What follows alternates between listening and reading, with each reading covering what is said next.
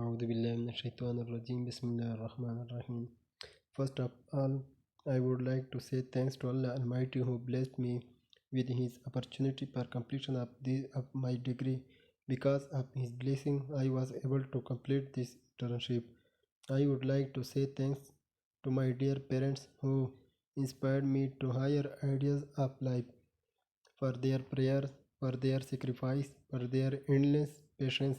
They are heaven on earth for me. To my dear brothers and sisters and all those who are dear to me, it would be great honor for me to pay gratitude to Al Riza Dairy Farm and Dr. Sajid Imran, farm manager, for providing such glorious opportunity. I am also thankful to all other staff, especially Mr. Muhammad Bilal, Muhammad Ishfaq, and Mr. Mushtaq Ahmad at Al Rida Dairy Farm who supported and guided me for the improvement of my professional skill. मैं अलरज़ा dairy farm के लिए as internee select हुआ था, जिसमें मैंने 4 महीने गुजार दिए, जो डिपार्टमेंट के इंस्ट्रक्शन के मुताबिक डिग्री के मुकम्मल होने का बेसिक रिक्वायरमेंट था। अलरज़ा डेयरी फार्म एक बहुत बड़ा कमर्शियल डेयरी फार्म है जो गुजरावाला में अलीपुर चौक में वाक़ है। ये 18 अगस्त 2009 को बना था, जिसका मालिक मिस्टर मोहम्मद इरशाद भट्ट है। Alraza dairy farm basically milk production के लिए बना है। अलरज़ा डेयरी फार्म में मुख्तलिफ डिपार्टमेंट हैं, जिसमें livestock department, calf section, breeding section, animal health section और section of milk. Farm profile. Farm का जो नेम था वो Alraza dairy farm Gujranwala. Farm land. Farm का जो ज़मीन था वो 7 एकड़ एग्रीकल्चर लैंड था और 75 एकड़ जो था वो हर्ट साइज था। इसमें जो टोटल एनिमल थे उसकी तफसील कुछ यूँ है। Heifer 157, weaned animal 90, cows 40, milking animal 328, male 9, dry animal 57, abortion per year 6, culling per year 40, total animal 700। इसमें प्रेग्नेंट हीफर जो थे वो 120 थे, काउस जो थे वो 240 और फार्म का जो टोटल मिल्क प्रोडक्शन था वो 600 लीटर पर डे था और जिसका एवरेज प्रोडक्शन आता है 18 लीटर पर एनिमल। Further cultivation planning. उधर एनिमल के लिए जो फसलें उगती थी वो ये बरसीम, मेज़, ओट, रोड ग्रास। वो काम जो फार्म में करने चाहिए और एक इंटर्नी को सीखने के लिए ज़रूरी होती है वो है farm management, nutritional management, calf management, breeding management, animal health section. Farm management. Farm biosecurity में फूड डिपिंग के लिए कॉपर सल्फेट इस्तेमाल होता था।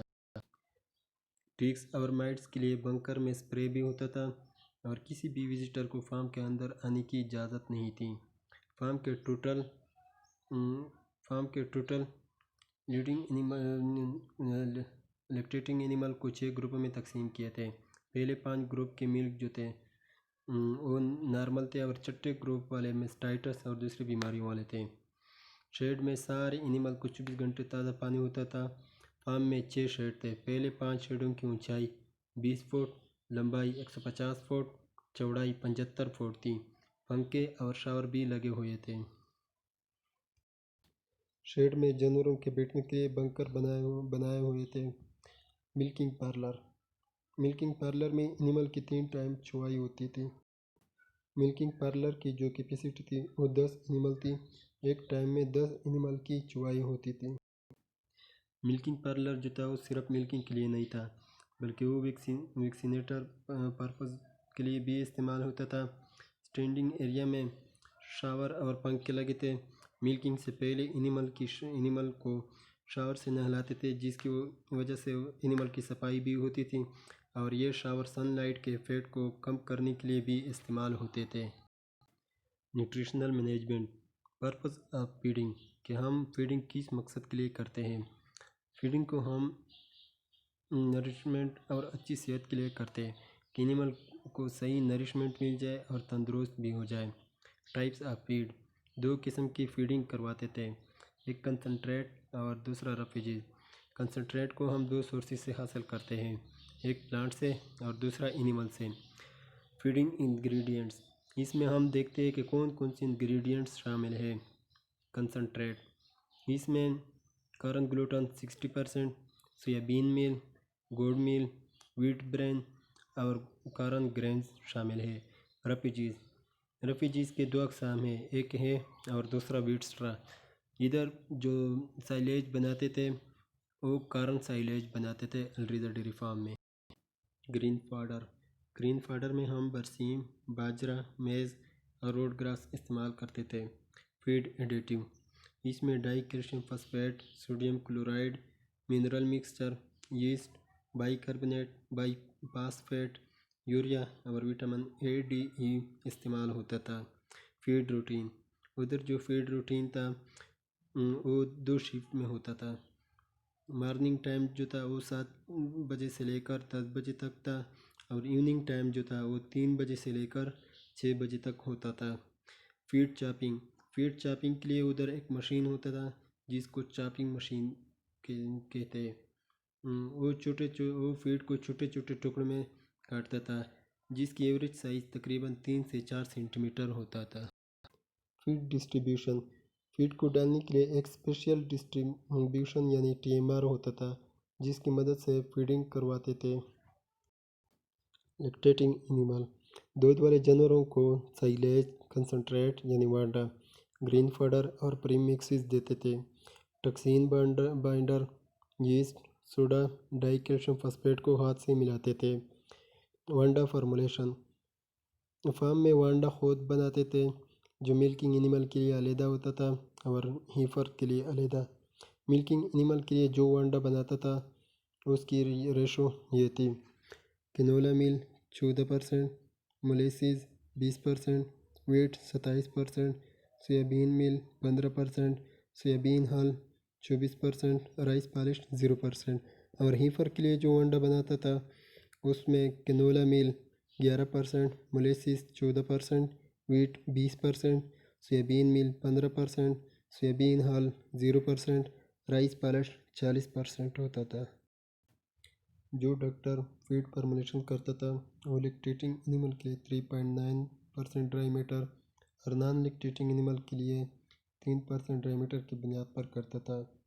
हाई लैक्टेटिंग एनिमल को 60% कंसनट्रेट और 40% फॉरेजेस देते थे और लो लैक्टेटिंग एनिमल को 40% कंसनट्रेट और 60% फॉरेजेस देते थे। एक शेड में 2 ग्रुप्स होते थे, हर ग्रुप में 65 लैक्टेटिंग एनिमल थे और दोनों शेड में 24 घंटे में 40 kg वाले 35 बैग वांडा के देते थे। तमाम फीड इंग्रेडिएंट इंटरनेशनल स्टैंडर्ड के मुताबिक होते थे। मोलेसिस के लिए बड़े बड़े टैंक बनाए हुए थे। ट्रांजिशन एनिमल को ग्रीन फॉडर और व्हीट स्ट्रा देते थे और इसके साथ कंसनट्रेट 5 से 6 kg पर एनिमल और ग्लूकोज 200 से 250 ग्राम पर एनिमल देते थे। वांडा बनाने के लिए अलहदा एक मिल बनाया हुआ था जिसमें सिर्फ वांडा बनाते थे। साइलेज मेकिंग, कॉर्न की चॉपिंग साइलेज मशीन से करते थे। साइलेज मशीन के कन्वेयर में कॉर्न डालते थे और साइलेज मशीन उनको छोटे छोटे टुकड़ों में काटता था और उसको फिर बंकर में डालते थे। साइलेज और है स्टोरेज के लिए अलहदा एरिया होता था। कॉर्न साइलेज को सही प्रेस किया जाता था और 40 दिन में इस्तेमाल करने के लिए फिर वो तैयार होता। कंप्लीट प्रेसिंग के बाद इसको कवर किया जाता है और 40 दिन के बाद इस्तेमाल किया जा सकता है। काफ मैनेजमेंट में सबसे पहले नवल कार्ड को किसी डिसइंफेक्टेंट से साफ़ किया जाता है और आधे घंटे के अंदर कोलेस्ट्रम को पिलाया जाता है और कोलेस्ट्रम को 10% ऑफ द बॉडी वेट के हिसाब से दिया जाता है, यानी 1 लीटर सुबह, 1 लीटर शाम और 1 लीटर रात को पिलाया जाता है। और तीसरे दिन से काफ स्टार्टर को शुरू करते हैं। 20-25 दिन के दरमियान डिसबर्डिंग करते हैं और जब 1 महीने का हो जाए तो टैगिंग करते हैं। हर 1 महीने बाद वेट को मेजर करते हैं। जब काफ 80 kg का हो जाए तो वीनिंग करते हैं, यानी दूध बंद करते हैं।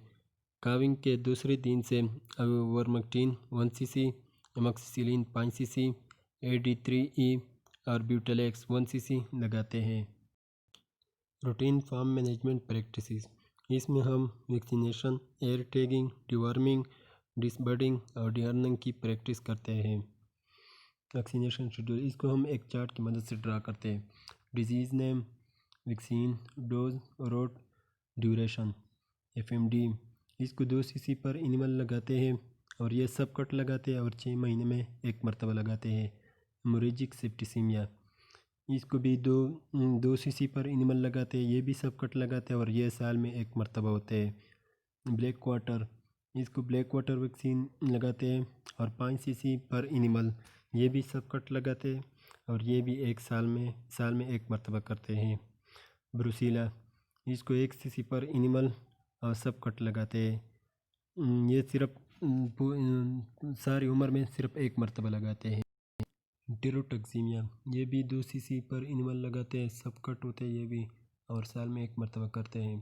कंटेजियस कैप्राइन प्लूरोनमोनिया, इसको भी 1 cc पर एनिमल लगाते हैं, सब कट लगाते हैं और साल में एक मरतबा करते हैं। मेस्टाइटस, इसको 5 cc पर एनिमल सब कट लगाते हैं और 6 महीने में एक मरतबा लगाते हैं।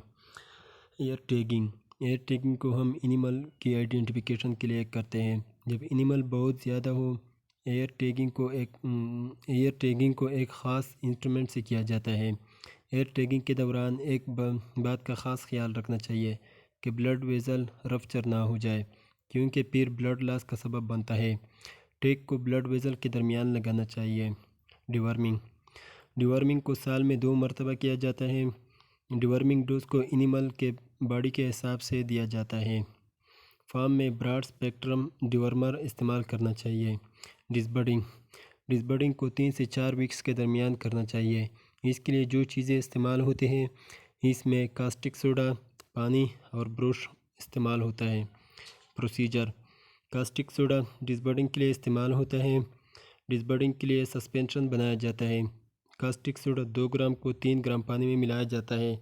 जहाँ बर्ड्स होते हैं, पहले वहाँ से हेयर को रिमूव किया जाता है और एक ड्रॉप इस बर्ड पे डाला जाता है और ब्रश से रबिंग करते हैं और जब तक बर्ड मुकम्मल तौर पर डिसअपेयर ना हो, यह अमल उस वक्त तक किया जाता है और आखिर में पिंक स्प्रे इस्तेमाल करते हैं। डिहर्निंग उन एनिमल की जाती है जिसके प्रॉपर सींग हो और ये इलेक्ट्रिकल डिहार्नर से की जाती है। काफ हेल्थ मैनेजमेंट, फार्म पर जो केसेस मैंने हैंडल किए वो ये थे। Calf scour, dehydration, pneumonia, fever, injury, sand indigestion, tympany, congenital abnormality, myiasis. Calf scour, इसमें हम क्यूलिन या डायरेक्स या स्कोरेक्स और साथ में इंजेक्शन एनरो लगाते हैं। अगर इसके साथ ठीक नहीं हुआ तो फिर इंजेक्शन ट्राइबर्सन और इन्फ्यूजन फ्लिजिल लगाते हैं। डिहाइड्रेशन, अगर स्कोर ठीक नहीं हुआ और डिहाइड्रेशन का कोई मसला आ जाए तो इसमें इन्फ्यूजन रिंगर लैक्टेट और डेक्सट्रोज और साथ में बिकम्प्लेक्स और हेपासिल का इंजेक्शन मिक्स करके लगाते हैं।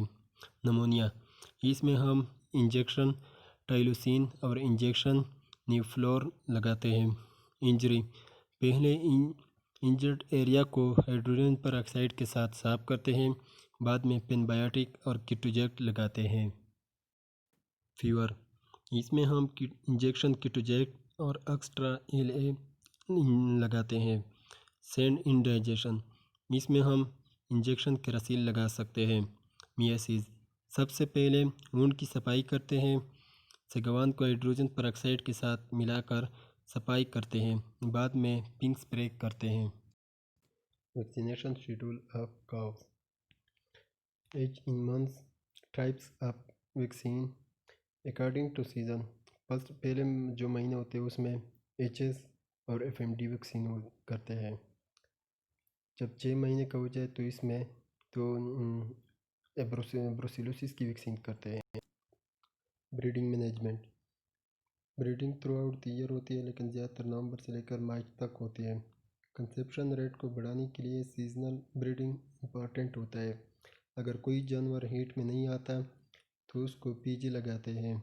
फिर नॉर्मल और सेक्स दोनों सीमन रखते हैं। Task to be done. Breeding management में मैंने मंदरजा झेल एक्टिविटीज़ किए। Heat detection, AI gun preparation, wash out और intra uterine treatment, rectal palpation.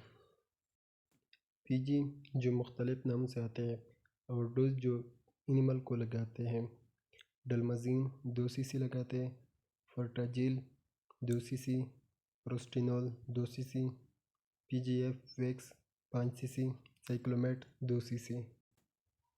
और जो जानवर हीट में नहीं आती फिर उसको एक प्रोटोकॉल लगाते हैं, यानी पहले दिन डलमाविटाल लगाते हैं और डलमेरालिन 2 cc लगाते हैं। 7वें दिन डलमाजीन 2 cc लगाते हैं। 9वें दिन डलमेरालिन 2 cc लगाते हैं। फिर 16 घंटे बाद AI करते हैं और पहले डोज से 12 से लेकर 18 घंटे तक फिर दूसरी AI करते हैं। और हार्मोन जो ओव्यूलेशन करते हैं। नेम ऑफ इंजेक्शन डोज पर एनिमल रोड। डलमेरालिन 2 cc, IM और IV दोनों लगा सकते हैं। कंसेप्टाल 2 cc या 5 cc, इसको भी IM IV दोनों लगा सकते हैं। बुसाल 2 cc, IM और IV लगा सकते हैं। इसके साथ साथ राट पास करने का प्रैक्टिस किया। काविंग, नॉर्मल और डिस्ट्रोकिया, ऑब्जर्वेशन ऑफ इंसेमिनेशन और प्रेगनेंसी डायग्नोसिस का प्रैक्टिस।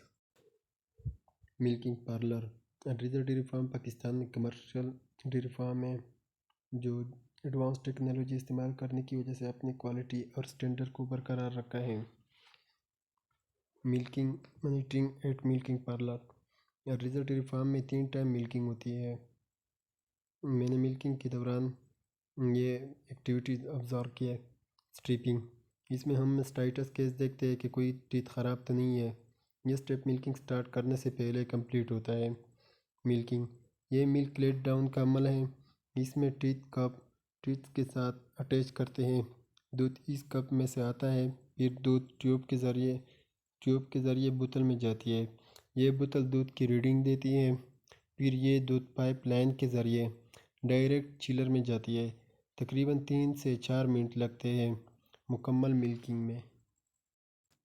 डिपिंग, मिल्किंग के बाद बायोडीन डिपिंग करते हैं। मिल्किंग के बाद एनिमल को जब मिल्किंग पार्लर से बाहर निकालते हैं तो हॉफ डिपिंग करते हैं।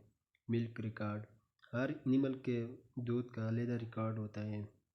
मिल्क एंटीबायोटिक टेस्टिंग, इस टेस्ट में हम ये देखते हैं कि दूध में एंटीबायोटिक है या नहीं।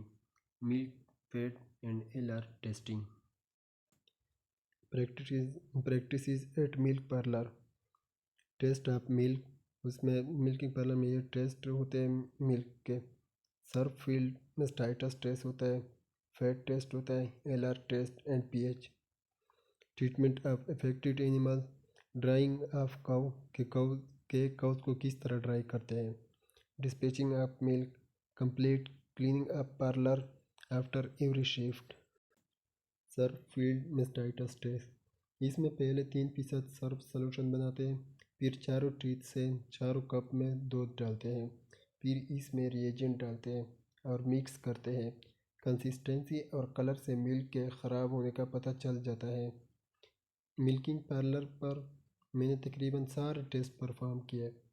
मेस्टाइटिस की ट्रीटमेंट और काउ को ड्राई करना, ये सारे एक्टिविटीज़ मैं डेली बेस पे करता था।